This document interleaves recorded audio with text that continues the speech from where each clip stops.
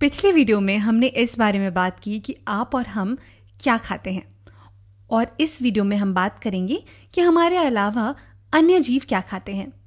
भोजन जितना इंसानों के लिए महत्वपूर्ण है, उतना ही अन्य जीवों के लिए भी। और अलग अलग जीव अपने पोषण के लिए अलग अलग तरह का भोजन करते हैं। तो चलिए देखते हैं कि हमारे आसपास पाए जाने वाले अलग अलग जानवर क्या खाते हैं।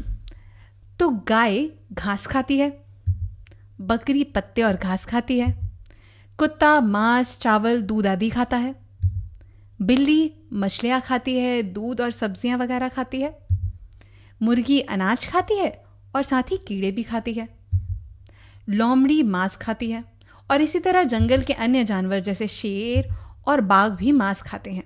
जीवों को उनके भोजन के आधार पर 3 प्रकारों में बांटा गया है: शाकाहारी, मांसाहारी और सर्वाहारी। शाकाहारी वो जीव होते हैं जो केवल पौधों को खाते हैं, मांसाहारी वो जीव होते हैं जो केवल पशुओं को खाते हैं, और सर्वाहारी वो जीव होते हैं जो पौधों और पशुओं दोनों को खाते हैं। तो अब आप कुछ देर के लिए वीडियो को पॉज कीजिए और देखिए कि जिन जानवरों की हमने बात की है वो इनमें से किस प्रकार के हैं। चलिए अब इसे साथ में देखते हैं। गाय घास खाती है तो ये हुई शाकाहारी। बकरी भी पत्ते और घास खाती है तो ये भी शाकाहारी हुई।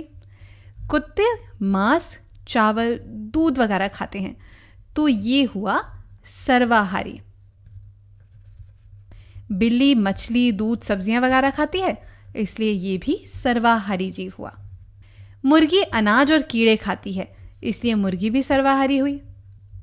जंगली जानवरों में लोमड़ी, शेर और बाघ तीनों मांस खाते हैं, इसलिए ये तीनों मांसाहारी हुए।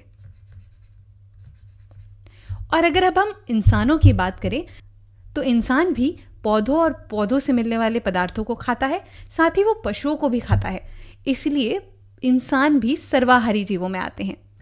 तो इस वीडियो में हमने जाना कि भोजन के आधार पर जीव 3 प्रकार के होते हैं: शाकाहारी जो केवल पौधों को खाते हैं, मांसाहारी जो केवल पशुओं को खाते हैं, और सर्वाहारी जो पौधों और पशुओं दोनों को खाते हैं।